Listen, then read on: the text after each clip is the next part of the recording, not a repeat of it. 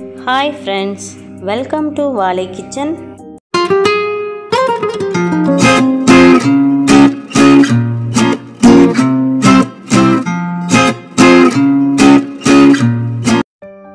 இன்னைக்கு நம்ம வாழை கிச்சனில் எக் ரைஸ் தான் வந்துட்டு செய்ய போகிறோம். பார்த்தீங்கன்னா பிகைனர்ஸாக இருக்கட்டும், பேச்சுலர்ஸ் அவங்களாம் ஈஸியாக டக்குன்னு வந்து செஞ்சிடலாம்.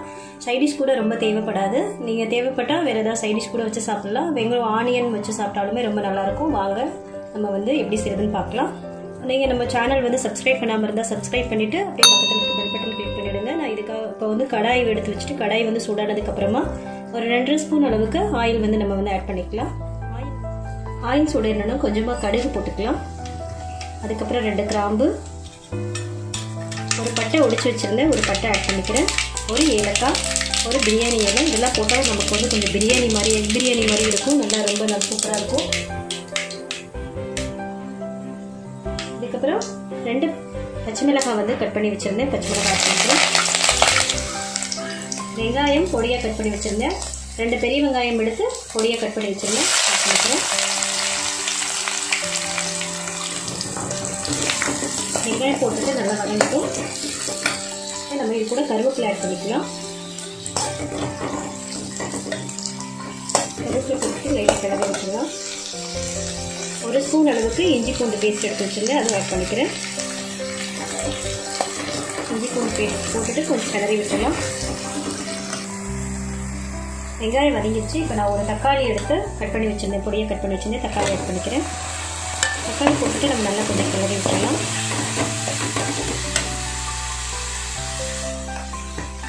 தக்காளி வதங்கிறதுக்காக நம்ம வந்து 1 ஸ்பூன் அளவுக்கு உப்பு வந்து ஆட் பண்ணிக்கிறேன், சால்ட் ஆட் பண்ணிக்கிறேன். நீங்கள் உங்களோட டேஸ்ட்டுக்கு ஏற்ற மாதிரி போட்டுருங்க. நான் 1 கப் ரைஸ் எடுத்திருக்கேன், அதனால் 1 ஸ்பூனுக்கு 1.25 ஸ்பூன் அளவுக்கு ஆட் பண்ணியிருக்கேன். வெங்காயம் தக்காளி நல்லா வதங்கட்டும். ஒரு 2 மினிட்ஸ் வந்து நம்ம வந்து மீடியம் ஃப்ளேமில் வச்சு நல்லா வதக்கிடலாம். வெங்காய தக்காளி வதங்கியாச்சு. இப்போ ஒரு அரை டீஸ்பூன் அளவுக்கு நம்ம வந்து பெருங்காயத்தூள் வந்து ஆட் பண்ணிக்கலாம். குழந்தைங்களுக்கு கொடுக்குறப்ப பெருங்காயம் சேர்த்தா ரொம்பவே வந்து நல்லது.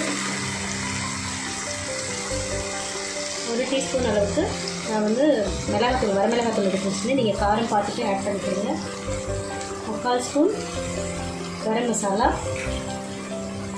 1/2 ஸ்பூன் அளவுக்கு ஜீரகத்தூள் போட்டு நல்லா நம்ம வந்து கிளறி விட்டுக்கலாம். இது கூடயே ஒரு 1/2 ஸ்பூன் அளவுக்கு மிளகுத்தூள் ஃப்ரெஷ்ஷாக க்ரஷ் பண்ணி வச்சுருங்க, சேர்த்துக்கிறேன். கொஞ்சம் லைட்டாக வந்து நம்ம கிளறி விட்டுக்கலாம். வெங்காய தக்காளி நல்லா வதக்கி மசாலாவில் எண்ணெய் பிரிஞ்சு வந்தாச்சு. இதை இப்போ இந்த ஒரு ஓரமாக நம்ம வந்து ஒரு பக்கமாக இதை இழுத்துட்டு நம்ம வந்து இப்போ இது கூட வந்து முட்டை வந்து ஆட் பண்ண போகிறோம். முட்டை வந்து உடனே போட்ட உடனே நம்ம வந்து கிண்டிட வேணாம். கொஞ்சம் வந்து முட்டை அப்போ பெரிய பெரிய பீஸாக வரணும் அப்படின்னு நம்ம தனியாக தான் வந்து போடணும். இல்லை, நான் 3 முட்டை எடுத்திருந்தேன் இதுக்காக. 1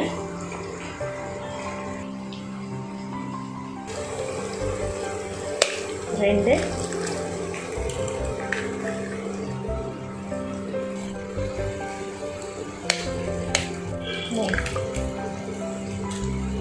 நீங்கள் இன்னொரு முட்டை வேணாலும் ஆட் பண்ணிக்கலாம். இந்த முட்டை நீங்கள் எவ்வளோ சேர்க்குறீங்களோ அந்த அளவுக்கு நல்லாவே இருக்கும் உங்களுக்கு.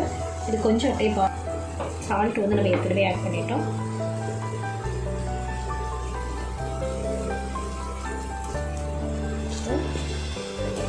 கொஞ்சம் மீடியம் ஃப்ளேமில் வச்சுக்கிறேங்க. இப்போ நம்ம வந்து முட்டையை வந்து புரட்டிடலாம்.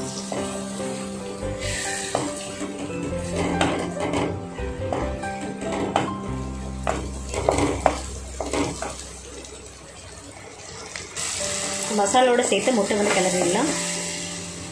முட்டை போட்டு கிளறியாச்சு. அப்போ வந்து இதுக்கு 1 கப் அளவுக்கு சாதம் வந்து வடித்து எடுத்து வச்சுருக்கேன். இது நார்மல் பொன்னி ரைஸ் தான். நீங்கள் பாசுமதி ரைஸ் வேணாலும் ஆட் பண்ணிக்கலாம். நான் சாதம் வந்து இது கூட ஆட் பண்ணிக்கிறேன். சாதம் சேர்த்துட்டு நல்லா நம்ம வந்து கிளறி விட்டுடலாம்.